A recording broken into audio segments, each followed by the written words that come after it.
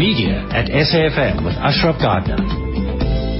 Right, we'll be chatting after 10 o'clock to the guys from Ogilvy Joburg, profiling them, which I think is rather ironic because they were also given the top agency, the Robin Patter Top Brand Agency at the Coca-Cola, at the Sunday Times Top Brands Awards as well. So rather ironic. We'll chat with them. We'll also chat about cartoons in the media with Professor Ruth Tia Tomaselli. That comes up later. And you think that's not enough? Well, there's a fascinating book called Advertising in the O-Zone, O as in OOH, right, out of home media with Gordon Muller. So we'll talk to him about that. And there's even more. I'll tell you about a couple of other announcements that I need to make about some events that are coming up later on in the year, in fact. However, let's then chat now about an advert. The Cape Times has come out with an advert that certainly got me thinking, and probably should get you thinking about it as well, in terms of how they've attempted to get us as consumers of a newspaper to actually buy the paper. And I want to see whether, in fact, that works. I want to get your thoughts on this one here. I'll tell you what, let me just get some of my notes, and we just want to line up those adverts as well in just a second. I do have Kirk with us, so let's just get the titles right. So from the Cape Times, Kirk's on the line from the agency. Kirk, good chatting to you. Hi. Hi, good morning, Ashraf. All right. So let's chat about you guys firstly. I mean, from a Lowe Cape Town point of view, right? What is the brief from the Cape Times point of view? Well, you can imagine the difficulties that newspapers have today with digital media and digital news being so prevalent. And really, the only thing that makes a difference is the quality of the news. So our campaigns have been about the quality of the news and the quality of the journalism that is in the Cape Times for a number of years now. Right, and I mean, well, let me just get from a Cape Times point of view. Mike, I mean, you're on the line. If I look at it generally, right, newspapers are very poor at actually selling themselves. They just think, well, we print out every day. And that's good enough. People will simply buy it. What did you guys think? Why the reason to be innovative this time round? I think newspapers were resting on their laurels if they actually, just assumed that people would simply go out and buy them. I mean, it's important, as it is for any other product, to go out and market yourselves and encourage people to buy you. And particularly in this instance, as Kirk said, it was important for us to remind people that we are a trustworthy news source, and particularly in the case of this campaign, that it was important to get as close to the source of a story as possible. Well, so the brief then, I mean, was what? Because, I mean, ideally, you would need them to buy, but you have to tell them, listen, we need to do something completely different, isn't it? Absolutely. I think we've been with Lowe for more than a decade now. So, I mean, I think we've got a relationship now that's beyond writing out briefs. But I mean, it was simply a case of sitting down with Kirk, having a cup of coffee, and saying, people trust us on a daily basis to deliver good stories. And the way that we deliver those stories is by getting as close to the news source as possible. And I just said to Kirk, take that away and just see if the guys can come up with something. Indeed. Well, I'll tell you what, we're going to play the advert in a second. We are chatting to Mike Vale, who's the marketing manager at Independent Newspapers that owns amongst many other papers, the Cape Times as well. Of course, Kirk Gainsford is the executive creative director at Lowe in Cape Town. Now, Kirk, then, it's an interesting one. Getting into the political arena, into that sphere is exciting, because maybe that's what the Cape Times does, but it's also dangerous, isn't it? Why so then, finally? Well, it's only dangerous if we start misquoting people and we start making up stories. But we've had a lot of help from the editors in making sure that our stories are very factual and they are true. But we're telling stories from the horse's mouth, and sometimes, truth is a little bit stranger than fiction.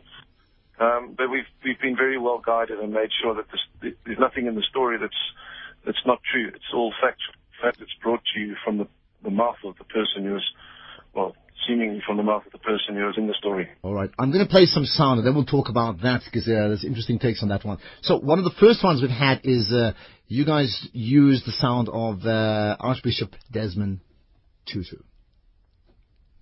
A furious Archbishop Desmond Tutu warned the ruling ANC to watch out after the Dalai Lama was denied a visa to attend his 80th birthday party. Tutu said the ANC was pandering to major trade partner China he branded the government's action as a national disgrace. You can't get any closer to the news. Cape Times. Okay, fascinating one. I'm going to play another, and then we'll talk about it. Let's actually go with. Honestly, there's a whole lot. In fact, let's go with some of the topic, which is Julius Malema starting his new political party. Here's Julius Malema. Former ANC Youth League President Julius Malema is homeless, penniless, and carless after his possessions were taken to repay the 16 million rand he owes SARS. SARS has applied to the High Court to have Malema sequestrated in order to find out if he has a hidden asset. Aside from this investigation, Malema faces 51 counts of corruption, money laundering and racketeering in a case brought against him by the Hawks. You can't get any closer to the news. Cape Times. All right. I'm going to play the others later on when you guys go. I want to just get your thoughts, because obviously, Mike, at some stage the buying had to come to the newspaper. So give me the background here, the using of political voices, reading the news, talking about political issues that affect them every day. Yes, and just illustrating, in this case, obviously pretending it's the guys themselves. But, these, as Kirk said, these are all factual stories. These are stories out of our newspaper. And it's just showing you that, you can't get any closer to the news than the sources that we use in our stories. How, Kirk, what has been the response? Because what's interesting is they sound similar. They're not necessarily the same person, so there's a bit of a tutu there. But clearly, not being tutu, it's a difficult voice to emulate. At some stage, you tend to lose it, right? That's the voiceover. But the essence certainly is fantastic, because they talk about them. What has been the response? The response has been marvelous, actually. Ashraf, it's also, you would know that it's part of a much bigger campaign where we did some press as well. But the real difficulty with this job was that everyone thinks they can do a voice like the Archbishop Desmond Tutu or President Jacob Zuma. But it is surprisingly difficult to get a voice that's not being satirical or taking the mickey, someone who actually sounds like the President or Archbishop Tutu. Yeah. It was a big challenge. Because this one's interesting, and Mike, I want to get your thoughts on it. One is, we do talk about it as political satire, but in fact it isn't, in the sense that it's a very straight news read, right? Was there a temptation, maybe in your deliberations with the agency Lowe, Cape Town, to say, let's go the fun, taking the mickey route? I don't know. I think political stories play quite a big part of the newspaper's composition, and I think it would have been sad not to have included stories like that. Yeah. What response from your readers? I think everybody's enjoyed it. As Kirk said, it's an extension of a print campaign that we had done, and I think it's very difficult sometimes to look at or to take what's worked well in print and to put that into radio. And I think our readers have certainly been impressed with it. We've had good feedback locally. Yeah, look, I don't have access to the print one. Love to see that. But what then would you be the right follow-up then, Mike? If you say, hold it, we've hit on something here, can we see something like this sort of continuing as a theme, maybe even throughout the year?